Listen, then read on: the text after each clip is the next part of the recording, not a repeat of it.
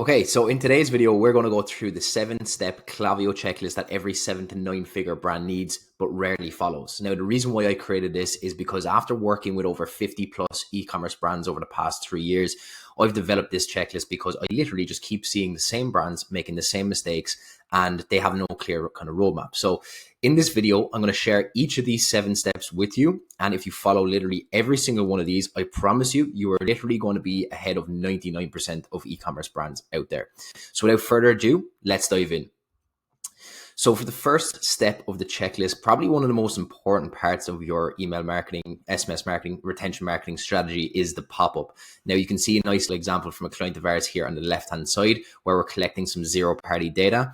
And I'm kind of jumping the gun here a small bit, but this is something that I strongly recommend that you do, especially if you're selling a multitude of products, or even if you're not selling a multitude of products, you could figure out why the customer is coming there in the first place, even if you just have one. So for example, if you had just one product, you're selling one supplement, you could ask them, what is the main reason you came to the website today? So this kind of gives you really useful information straight off the bat that you can then use to personalize both your flows and both your campaigns in the long run down the line. So super powerful stuff.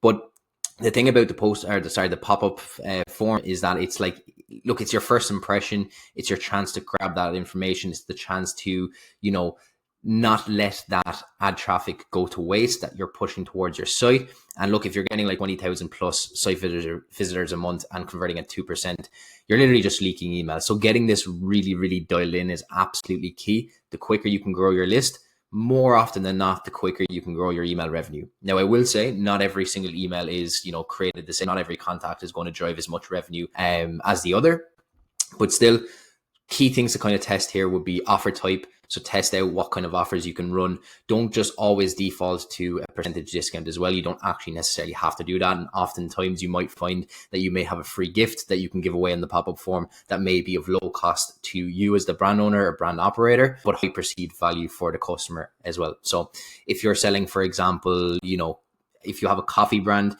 if you can sell perhaps a coffee cup or at least give away a free gift of a coffee cup in return for an email address, it's going to be low cost for you. Probably going to be higher margin than just giving away a 20% discount, and it can be quite high perceived value for the customer as well. Now, the cup is just a random example, but hopefully that's just kind of giving you some ideas on what you can actually do there.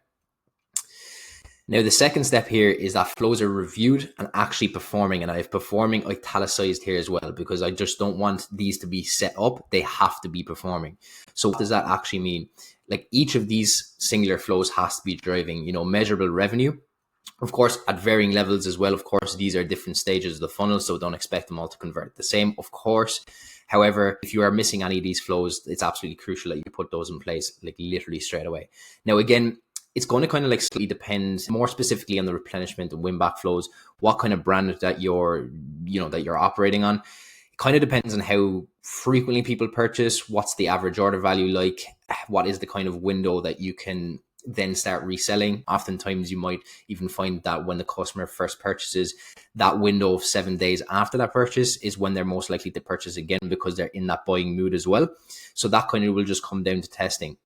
But the thing is, these should be reviewed monthly, again, depending on your traffic, because of course, if you're getting lower traffic, you're going to see less people go through these flows. Therefore, you're going to see less data.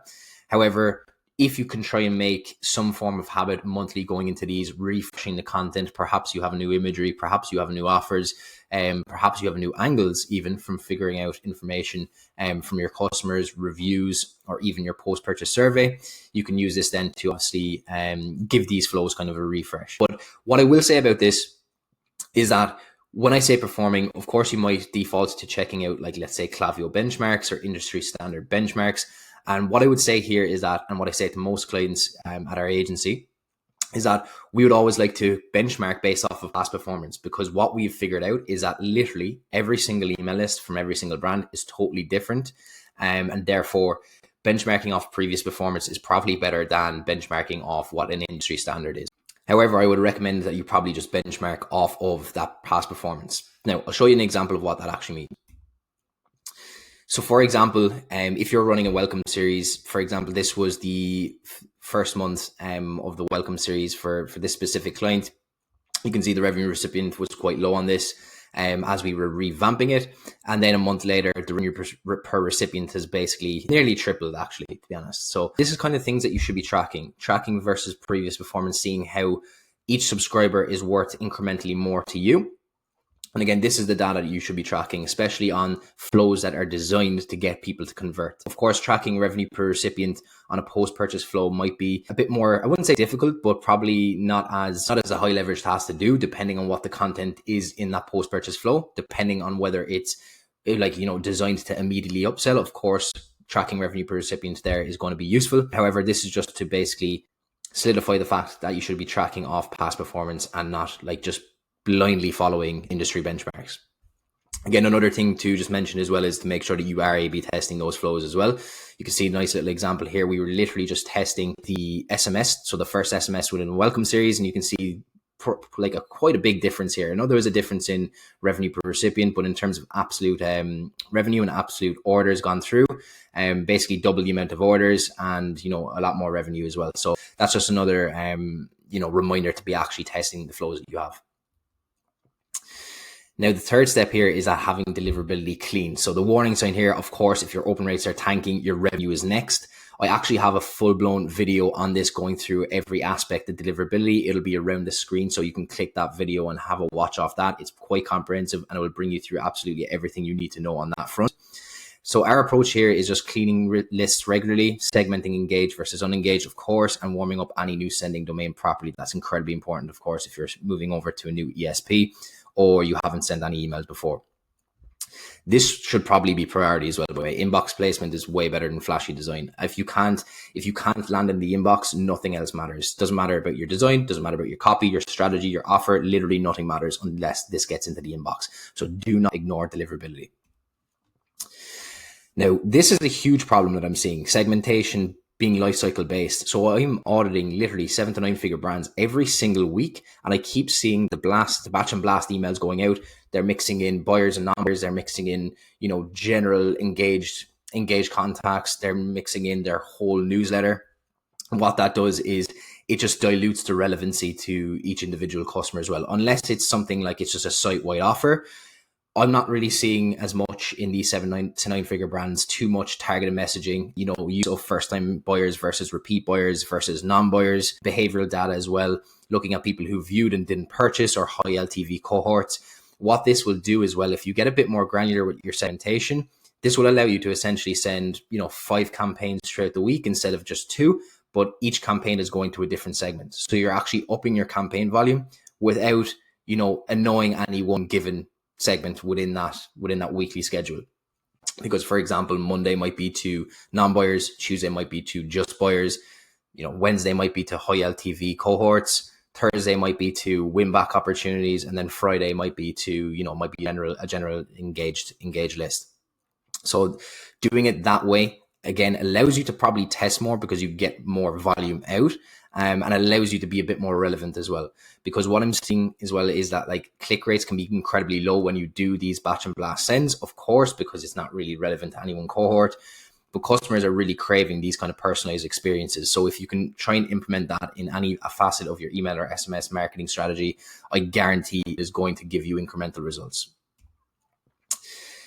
And then, of course, number 5 is campaigns going out weekly with purpose. So sending at least 2 to 4 strategic campaigns per week. And what does this actually mean? Mixing up your content between sales, education, social proof, products. So whether that's bundles, restocks, and new releases. Strongly recommend playing around with bundles as well. We've seen some fantastic results with this because it has a very high perceived value. And you can really make the savings seem, absolutely fantastic. For example, if you just bundle a load of products together, say it's a $250 value and you sell it for $99, that is a really, really good offer. So really do play around with bundles. We've seen some fantastic results with that. Probably preaching to the converted here, but it's definitely worth testing that out a bit more. Just on the campaigns as well, I would strongly recommend just mixing plain text and design, having a balanced mix there. Number 1 for deliverability and number 2 for actually personalization as well. It's a lot easier to get a bit more personal with a plain text email. Funnily enough, a lot of customers actually do genuinely believe it's the founder reaching out to them. But yeah, some of the founder letters, if I just move my head here, some of your best performing emails, they won't actually look like emails. And they actually, to be fair, it depends on the brand, but they regularly outperform branded designs. Again, completely depending on the brand, completely depending on the target market. But we've often seen that the plain text can strongly outperform. And then of course, having your branded campaigns as well, mixing the both depending on the audience, but this keeps engagement and deliverability quite high because of course, plain text emails are fantastic for that deliverability. And the other thing is offers are thoughtful and not just discounts, right? So this is another part of the checklist, the second last part. But going back to what I was saying a while ago, don't just try to default to 10%, 20%, whatever that may be. Try and think strategically and think smart. And this is how the top performing e-commerce brands think about their offers, is how can we increase perceived value without completely slashing our margins? So that kind of comes down to free shipping thresholds, so encouraging, larger cart values, gifts with purchase, bounce back incentives, and bundle logic as well.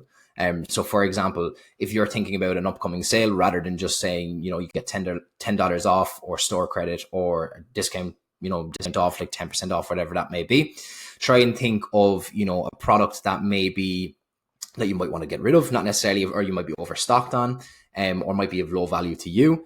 And then try and, say that if they purchase over $100 or over $200 worth of product, they get this free in their order. High perceived value, people love free gifts, and the top clients that we work with, the top e-commerce brands that I'm, dealing with every single day, are very, very intentional, very smart about how they display offers to their audience. And the last part of the checklist is the post-purchase experience is mapped out to a T. And the thing is here, most brands will just send a confirmation email and ask for a review 3 days later. And there is literally no customer journey here after the person has literally placed their order. So can you imagine, you literally just went to a website, placed an order, and you don't hear from that brand again. It's not like you're leaving so much on the table there. So generally, like a structure that we kind of follow, and again, this is kind of like, this is general. This will kind of depend on exactly what kind of brand you are running or operating. Because of course, how quickly you ask someone to come back depends on how frequent customers generally purchase from your brand. However, starting off with thank you, showing appreciation for the purchase, what to expect, how to use the product, social proof, so sharing testimonials and reviews, especially with first-time customers as well, because that will reinforce their decision essentially, and make them feel happier about it if they see everyone else is having a good experience with the brand. And then you can ask for the review or the upsell. But again, the upsell will kind of depend on, again, how frequent customers actually purchase from your brand. Because you may want to do the upsell immediately after the customer's purchase as well, while they're in that buying mood, as we've said a while ago. And finally, if you would like to grab the 130-page email and SMS marketing guide, it will bring you through A to Z, how to do absolutely everything from literally 3 years of experience working with top e-commerce brands. You can grab that in the link down below in the description. Feel free to check that out. And then obviously, of course, if you want to go a bit further than that, the link to my Calendly will be in the description to book in a call with myself to see how we can put a retention marketing plan in place for your brand for the rest of 2025. Other than that, I really hope you enjoyed this video, you got some value from it, and I will catch you on the next one.